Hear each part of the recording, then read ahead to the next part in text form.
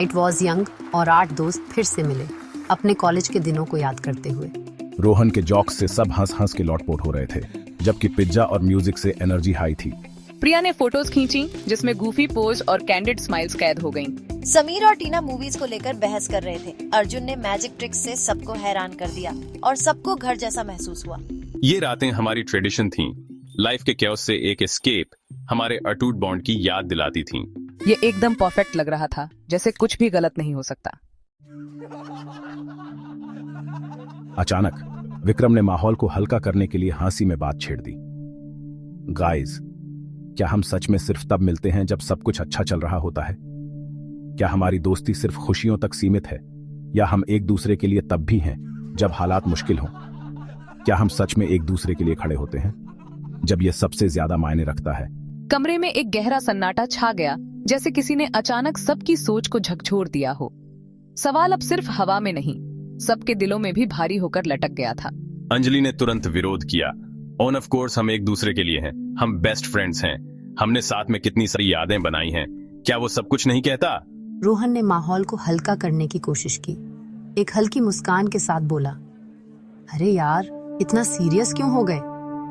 लेकिन विक्रम ने अपनी बात पर जोर दिया, नहीं, सच में सोचो, क्या हम जानते हैं कि एक दूसरे की लाइफ में क्या चल रहा है, या हम सिर्फ सोशल मीडिया की हाइलाइट्स और बाहर से दिखने वाली चीजों तक ही सीमित हैं? प्रिया, जो अब तक सब कुछ रिकॉर्ड कर रही थी, ने अपना कैमरा धीरे से नीचे रख दिया। दैट्स अ फेयर पॉइंट, उसने कहा। कभी कभी लगता है कि हम सब अपनी अपनी लाइफ में इतने बिजी हैं कि किसी की सच्ची फीलिंग्स या स्ट्रगल्स पर ध्यान ही नहीं जाता। क्या हम सच में जानते हैं कि यहाँ कोई अभी किस चीज से जूझ रहा है? दोस्तों ने असहज नजरें बदली, जैसे पहली बार इस सवाल का सामना कर रहे हों। सबको एहसास हुआ कि जवाब इतना आसान नहीं था, और शायद वे खुद भी नहीं जानते थे कि उनके दोस्त किस दौर से गुजर रहे हैं। पार्टी की एनर्जी अचानक फीकी पड़ गई और उसकी जगह एक गंभीर, जरूरी बातचीत ने ले ली। अब सबके चेहरे पर सोच और चिंता साफ झलक रही थी। उनकी दोस्ती अब एक ऐसे टेस्ट से गुजरने वाली थी जिसमें सिर्फ हंसी मजाक नहीं, बल्कि सच्ची समझ और सपोर्ट की जरूरत थी। यह पल उनके रिश्ते के लिए एक टर्निंग पॉइंट बन सकता था, जैसा पहले कभी नहीं हुआ था। समीर ने कहा, एक सच्चा दोस्त मुश्किल समय में आपके साथ खड़ा होता है, न कि सिर्फ मजेदार समय में। दोस्ती की असली पहचान तब होती है जब हालात मुश्किल हों और कोई आपके लिए बिना शर्त खड़ा हो।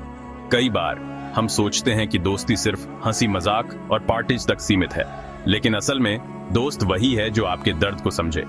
अगर हम एक दूसरे की मुश्किलों को नहीं जानते, तो क्या हम सच में करीब हैं?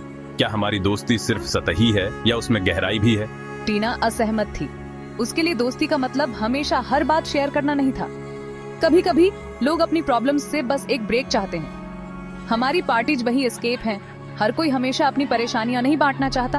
अर्जुन ने कहा, पर्सनल स्पेस मायने रखता है, हर किसी की अपनी सीमाएं होती हैं। मैं तभी शेयर करूंगा जब मैं तैयार होऊंगा। पुश मत करो, कभी कभी चुप रहना भी जरूरी है। अंजलि ने जवाब दिया, लेकिन क्या होगा अगर कोई चुपचाप दर्द सह रहा हो, अगर वो मदद मांगने से डरता हो? कभी कभी बस यह जानना कि कोई परवाह करता है सब कुछ बदल देता है। एक छोटा सा इशारा भी बहुत मायने रखता है। बहस बढ़ गई और हर किसी के पास अपनी अपनी दलीलें थीं। हर दोस्त इस बात पर अपना विचार दे रहा था कि सच्चा सपोर्ट कैसा होता है। कोई कहता दोस्ती में ईमानदारी जरूरी है, तो कोई कहता स्पेस देना भी उतना ही जरूरी है। क्या दोस्ती हमेशा साथ रहने के बारे में थी, या यह जानने के बारे में कि पीछे हटना है? हमें हर बार मदद करनी चाहिए, या कभी कभी बस सुनना ही काफी है? कभी कभी दोस्त को उसकी स्पेस देना भी एक तरह की मदद है। ग्रुप ने महसूस किया कि कोई आसान जवाब नहीं था। दोस्ती के मायने हर किसी के लिए अलग थे।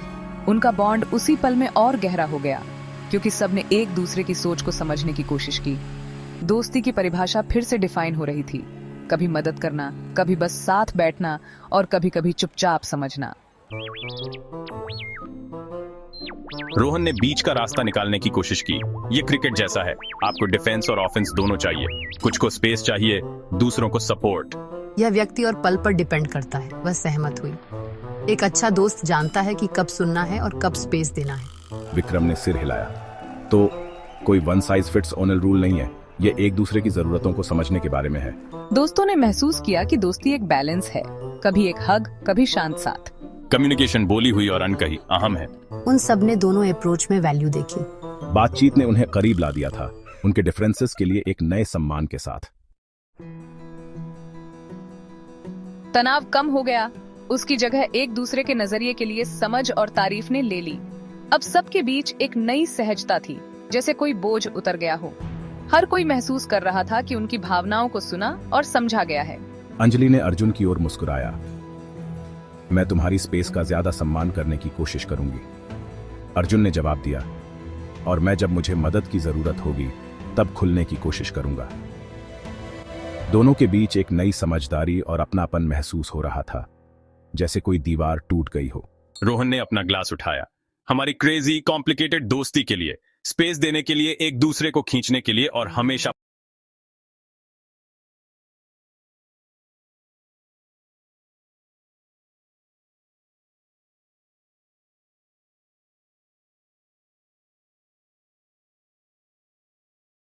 दिया।